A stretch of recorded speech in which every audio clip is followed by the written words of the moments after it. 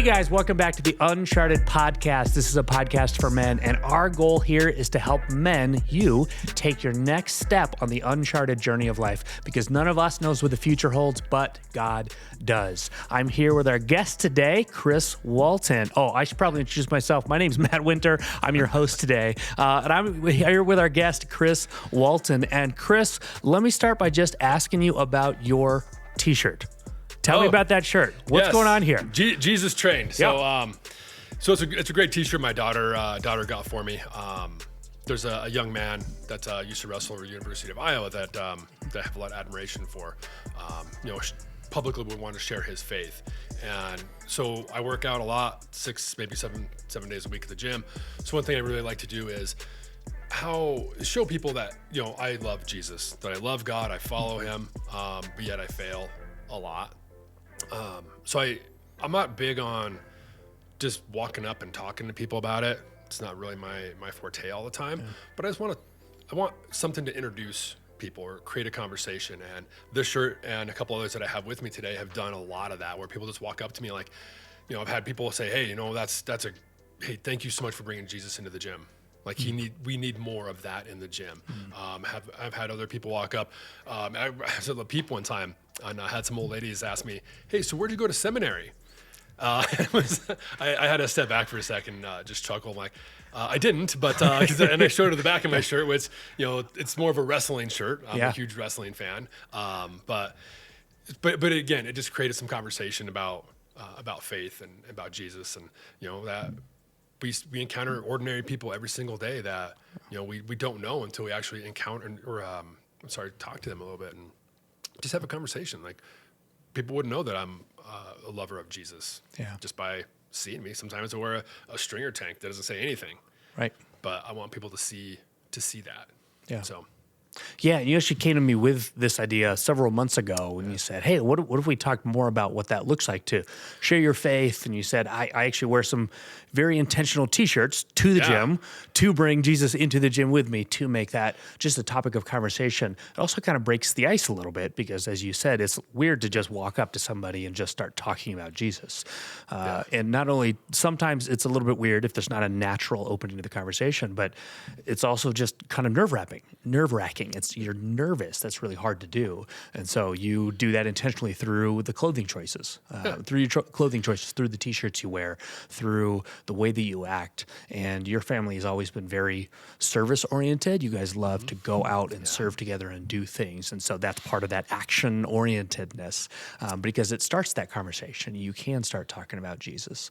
So I think you brought a few other T-shirts. Yeah, I did. So show us some of the T-shirts. If you're listening on audio, by the way, you're not going to get the full effect. If you're listening somewhere, double check to see if there's a video episode of this. And if not, jump over to YouTube, to our YouTube channel. We'll link it in the show notes. But jump over to our YouTube channel or anywhere where our video version is posted, so you can actually see some of these T-shirts that Chris brought. Yeah. So this is one of them.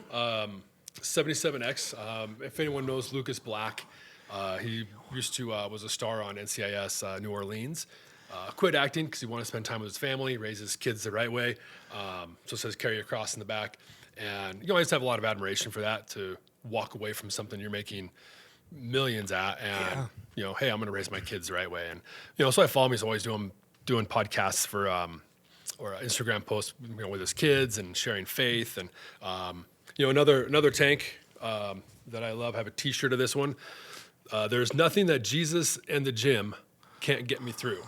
So I love that because Jesus first and foremost, but the gym's kind of my happy place. I can get rid of a lot of stress and a lot of anxiety and everything else there. So, and then this one I should probably give to Pastor Craig. So, Jesus, the ultimate deadlifter, as he's completing a deadlift. So he's kind of that personal trainer image that Pastor Craig had up. Yeah, recently a here in couple the of summer 2025, Craig Yeah. actually asked ChatGPT for an image of Jesus as a personal trainer, which he put up on screen, which was up for a kind of a long time as Craig continued to breathe. I remember thinking, this has been up for like 3 or 4 minutes now. Like, can we take it down? It's almost a little awkward as I'm sitting there hearing Craig teach and looking at this personal trainer Jesus, but he looks a little bit like Jesus, the ultimate deadlifter there. Yeah, it's going to the gym is obviously it's a big discipline in my life that I enjoy. We'll get into more about the fatherhood piece and how that kind of bleeds that into that piece a little bit too. But it's hard. It's hard to walk up to someone and want to share faith and just talk to people. And a lot of my goal a lot of time is people know that I wear shirts like this. They know who I am. I'm there often enough in the morning. So I really try to be that encourager. So if you're the person that, maybe you're a little bit overweight and you don't know how to use a machine or whatever, like I just want to walk up to you and throw you, pound you some knuckles or something, or give you a high five and just, encourage you. Because too many times the gym has that connotation of, well, it's where all the, quote unquote meatheads go. It's where they want to, get ripped, things like that. Yes, there's people like that, 100%. But my goal now that I'm a lot older in life is I want to see people be healthy. I want to see people want to take care of their bodies. We're instructed to, in the Bible, to take care of our bodies. And practically, that allows us to live a little bit longer, to continue to share the gospel and be who we need to be for Jesus. And not, not unfortunately end our life early because of, heart disease or, because we're overweight or something like that. So, and I want to hear. I want to point out something you said that most of us don't think this way. So what you said, and I had a professor in college who thought this way, and it kind of changed the way that I think about life. But you said it's not. You said the Bible instructs us to take care of our bodies, but it's not about. You didn't say that's for my personal happiness. You didn't say it's for my own longevity, so I can be retired and go on vacations longer. You said so I can live longer, so I can continue to tell people about Jesus longer. I don't often think of life like that's not always the motivation for the way I think about life. I had a professor in college who I follow his blog, and he wrote an article one day on tattoos. I was like, all right, this is kind of interesting. Like, should Christians have tattoos or not? And I was like, this, especially today, like nobody really cares. Like that's more of the culture. Back 30 years ago, sure, tattoos were a bigger issue. Today, unless it's on your neck or on your face, most people don't really care. And even then, depending on where you are, it's not a big deal. But his motivation is what made me rethink this. And it wasn't where he landed on tattoos, but he said, he was a missionary for years. And so he said, my fear is in a lot of parts of the world, tattoos still are frowned upon, even though that's not the case here in the U.S. today.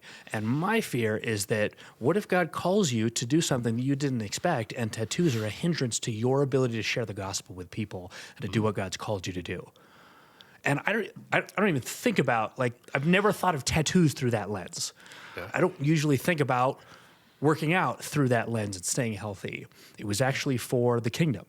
It was for the spread of the gospel. It's so we could tell more people about Jesus. The motivation was mission, joining Jesus on mission, as we like to say at Mission Hills.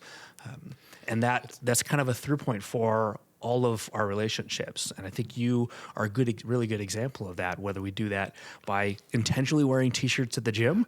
Most people go, no, I'm just going to kind of keep to myself, and this is just for me.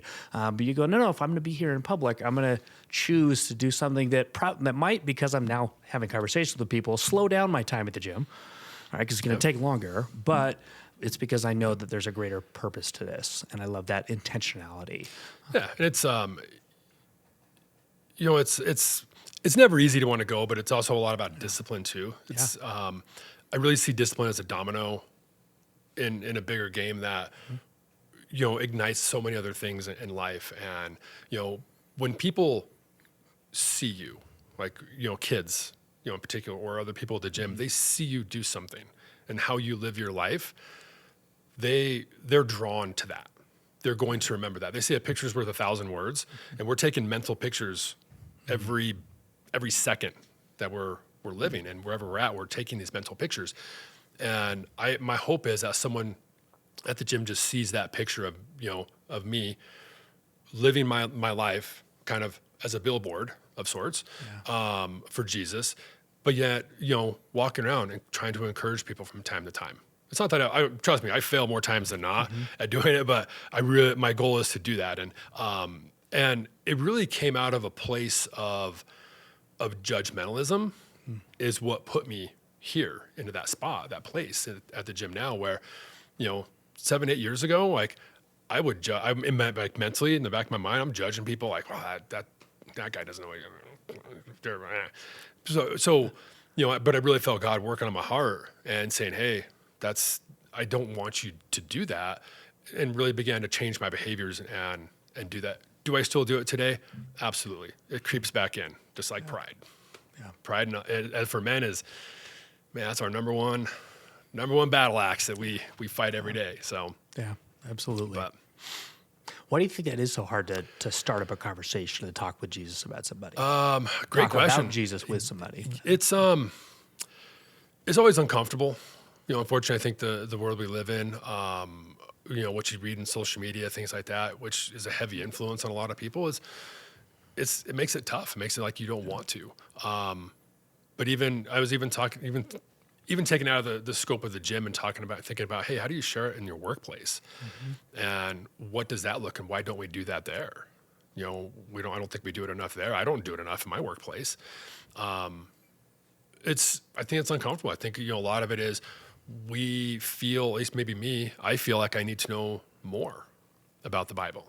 I need to know more about this. Like, it's that constant seeking of the knowledge and forgetting that, hey, there's a heart piece behind it. And I was talking to, one of my trusted friends just yesterday, and he goes out on mission trips all the time. He's like, Chris, I'll go and I'm going to watch these, indigenous people when they get the Bible, and it is like a wildfire. And he goes, those guys don't have any sort of biblical training.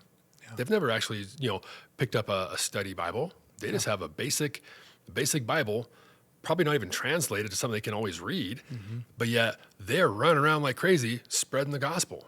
Yeah. I'm like, man, why can't I do that? So that's a struggle for me. It's a challenge for me, is how I kind of see it. It's like, okay, I need to start using more words, as Greg Steyer would for Dare to Share. I need to start using more words when I share the gospel. So still a struggle for me too. Yeah, it's interesting you say I need to use more words, because you're also, as we mentioned, very action oriented and always have been. So you're using, again, your clothing choice to then start that conversation. But even then, you're still saying, but I still need to use more words as I tell people about Jesus. Yeah. It's so funny because there's a guy that right before Easter this past year, we were talking about the veil, and the veil being torn, and kind of went through some of that stuff, and he leans more on the Catholic side of everything, but we had a lot of conversation about that, and I invited him to our life group, and he goes, what is that? So I was explaining to him what a life group is, and say, really at the end of the day, man, a life group is like, what you and I do at the gym. It's iron sharpens iron. It's, you pushing me pushing you, and we're becoming better and stronger in the gym. Life groups are the exact same way. We're working together. We're iron sharpens iron. The guys, the ladies, we're all getting better, growing our relationships deeper in Christ. That's how it looks. And he goes, man, that's really cool. I'm like, well, come on, man, come join me. He hasn't come yet, but I still work on him. I still ask him every once in a while. And I see him like, hey, man, are you coming, man?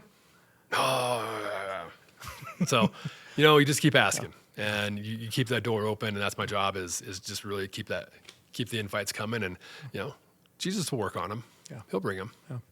What's kind of amazing to me is you're having a conversation with somebody that you met at the gym about the veil being torn at Jesus' crucifixion on Easter. Like, the fact that even that whole context gets put together is kind of fantastic to me. Is so cool. I would have never thought about having a conversation like of that depth in the gym. No way.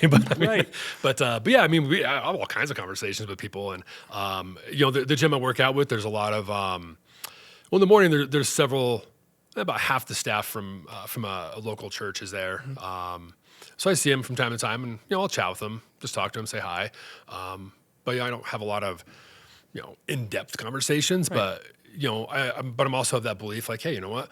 I want people to see that I love I love on people. Jesus loved on people, all sorts, all varieties. He didn't judge.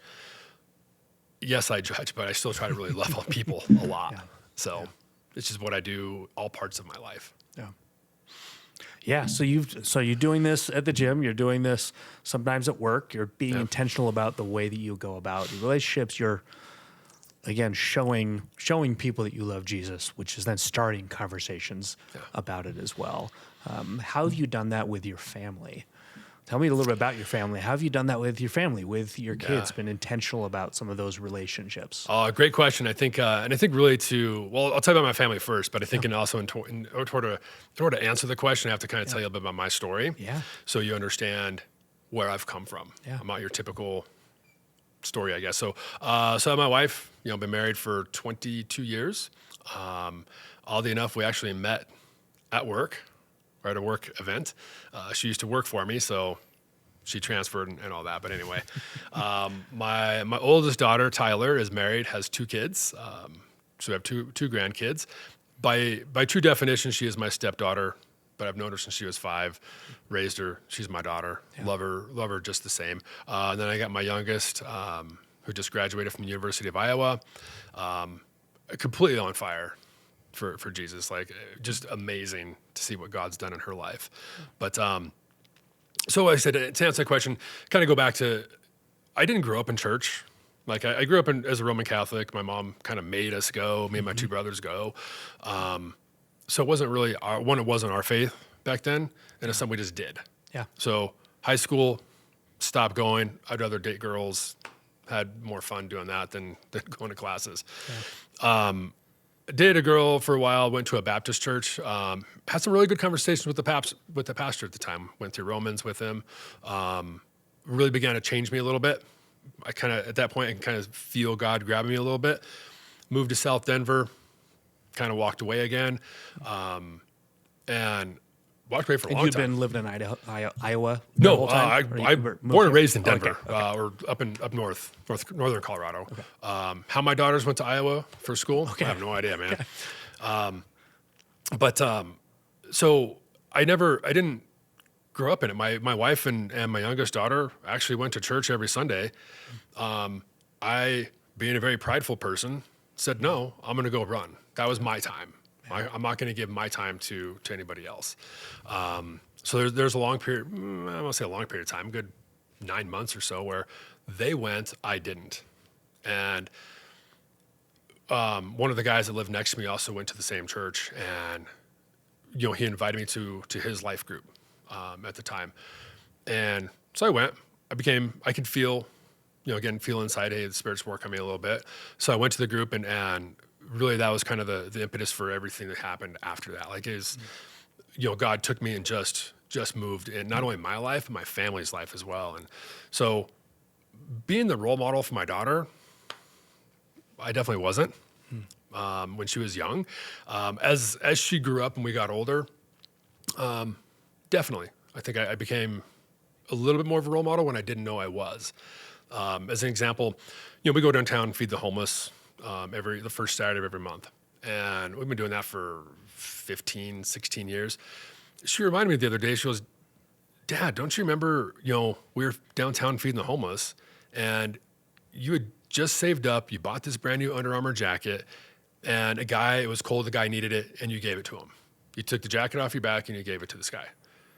And I was like, I don't remember that at all. I have no recollection of that. But yet she remembers that. I mean, 14, 15 years later. So the impact that made on her was huge. I didn't know it, but I was just doing what I felt what at the time I wasn't even thinking about what Jesus would do. It was like, what do I need to do to show compassion? I gave him my jacket. So really in terms of leading family and all that is just trying to be intentional about what I do. We don't, man, this is gonna sound terrible, I know, but we never really did Bible studies as a family. Just something we just didn't do. The one thing we always did is we were always involved with church. My wife was always involved in kids ministry. I was always involved in early morning prayer. So she saw these things that we did. we were in a life group. At the time we were in separate life groups. There was a ladies one and men's one. Then we went to a couples one. But she was there. She saw everything that we did. And, I mentioned earlier, pictures worth 1,000 words. Yeah. And so she's taking all these, small mental pictures and seeing everything that we're doing. And, I truly believe began to mimic a little bit of that, where she goes off to college, someone on campus through the navigators invites her to a Bible study. Boom. I mean, here she is. She's, now discipling other young ladies. She's leading one of the leaders for the summer young adults program, wants to do something in the fall. It is just truly amazing to see what God can do if we just let go of our stuff and our pride just a little bit. Mm-hmm. Just let go and let God, and he will do amazing things in our lives. Oh. So not your conventional story for sure. Yeah. But it's real. It's your life. It is. Yeah, this is, and it's unconventional. I don't think there's you say it's not your conventional story. I actually think it is more often than we realize. Yeah, you're probably right. I think there's some myth about what a normal story is there. Yeah. That's my hope. My hope is that someone life. hears this and says, man, you know what? Here's the dude that's probably just as messed up as me or even more messed up than me. Didn't grow up in church, but if they hear this and they say, man, look at this guy. He's on, he's putting this podcast together. He's facilitating a life group. And, I want people to see that and just don't use me as an example, but just take that step. Let go, let God. Because again, he will do amazing things. One other thing I heard is we started the conversation with, hey, I wear T-shirts to the gym so that people know that I'm bringing Jesus with me. But many, many years ago, working out, running was your excuse to not go to church. Yep. That was so God took that, went, I'm going to take your very excuse and turn it into a place where you're actually using this to tell people about me. Yeah, it's amazing. So he's taken that and completely made it his. Yeah, which is so cool. Oh, it's I mean, it's awesome. Yeah. It's so awesome when you can look back a little bit and see God's grace and what God has done and how he's moved in not only your life, but others around you and where he's placed you. I mean, crazy story. I know this is one of the questions you're asked, but we ended up here at Mission Hills in probably a very bizarre way. So, one of the things as God was moving in my life and my family's life, we were youth ministry leaders at a small church out in Littleton. And we had a young man by the name of Austin Johns that would always come visit. And his dad was an executive pastor here at Mission Hills. And our youth ministry was, 15 kids, middle school and high school combined. Mm-hmm. So it was really small. But to hear to talk to him and hear about, a 300 kid high school ministry and, just kind of enthralled with that a little bit. And great kid, loved talking to him. He came every so often and, then. Did he have a friend? He was really good friends with one of the kids in our group, and that's why he always came. And because we always told, hey kids, just invite friends, whoever. Yeah, doesn't matter. Invite them. In church, not in church, who cares? Yeah. So super long story short, we felt God call us out of a home church, and. You're doing the church shopping thing, you start to realize there's a ton of churches. And I just happened, the kid's name came to my mind. And I said, hey, you know what? Man, he went over to Mission Hills. Hun, we should go check that out. And, we visited twice. I'm like, sold. Okay, sold's not the great word. But anyway, done. Like that's the way we love that. Yeah.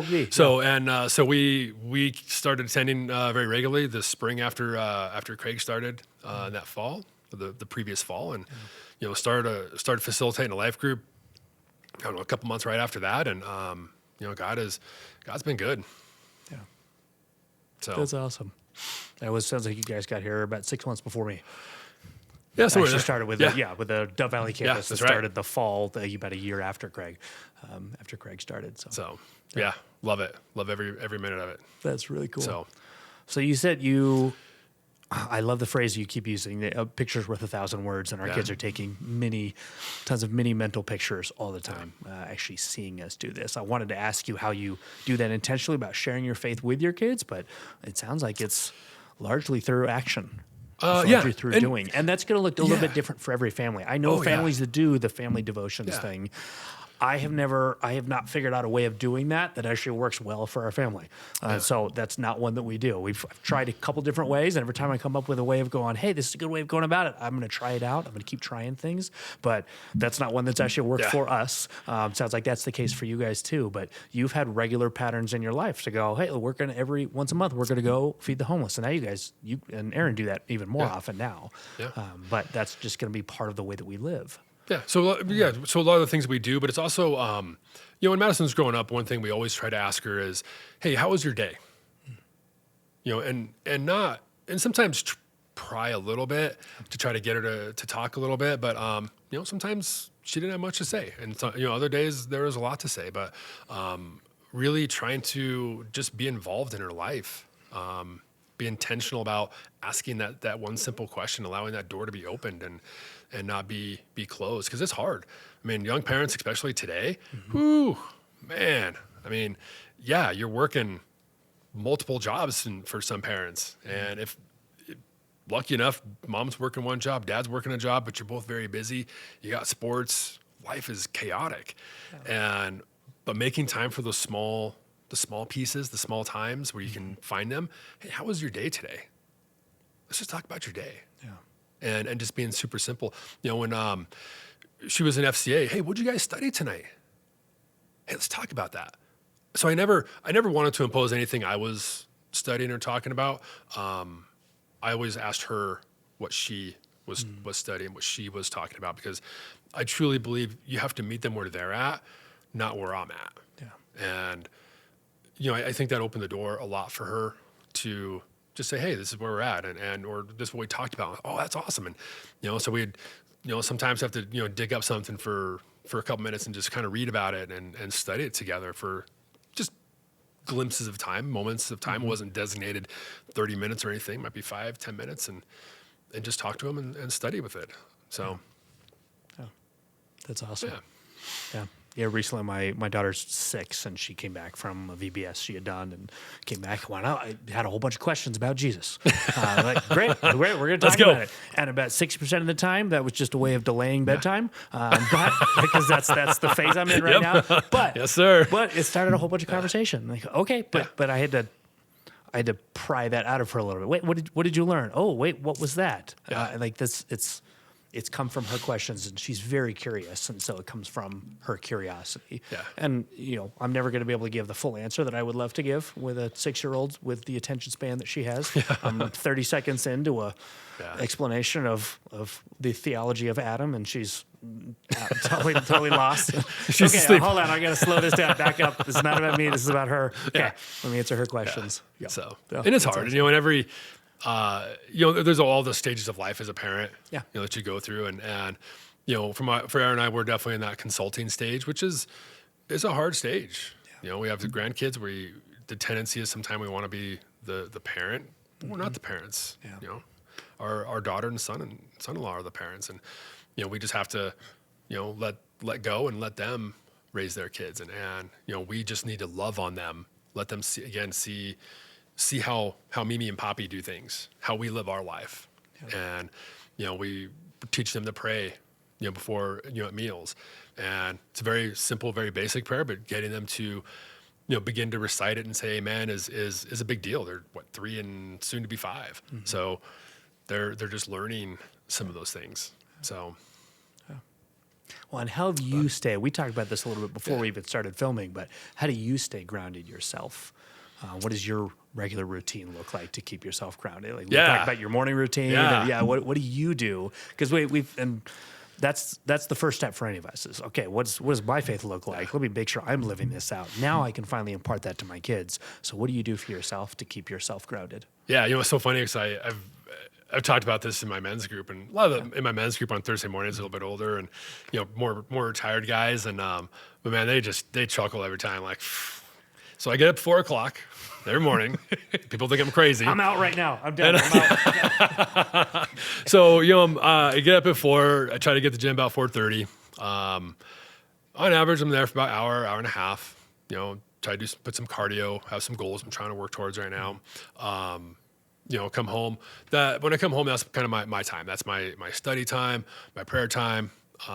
Whether I'm reading devotionals, reading the Bible, sometimes both, a lot of times both.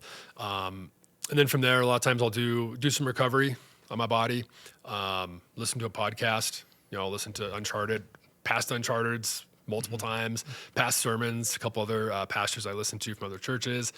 But, then I get going, have breakfast and go to work and go about my day. And then 8:30, 9 o'clock rolls around when your kids are getting ready to go to bed. Yeah. I'm going to bed. Done. Wow. Yeah. It's time to punch that time clock and hit the sack. But so that's a fairly regular routine. And again, it's that fits me, that fits my family. But again, it goes back to the discipline piece. I want my family, I want friends, I want people to see it's not about getting up at 4. It's about the discipline of getting up at 4. If you choose to get up at 7 and go to the gym, great. Have the discipline to get up at 7 and go to the gym, or get up at 7, read, pray, then go to the gym. Whatever that rhythm looks like for someone, experiment, find that rhythm, but just create that discipline. Because, again, I see discipline like a domino. That domino just, once it falls, it just triggers so many other things. And your kids pick up on it. We're talking about the picture of 1,000 words. They see discipline as well. Mm-hmm. That, oh man, dad gets up and, he works out. He, is really trying to take care of his body and stay in shape. But he also reads and prays. So he creates time to do these things. So that'd be my hope, my encouragement for other guys is, go do something like that. There's a ton of other men's groups out there.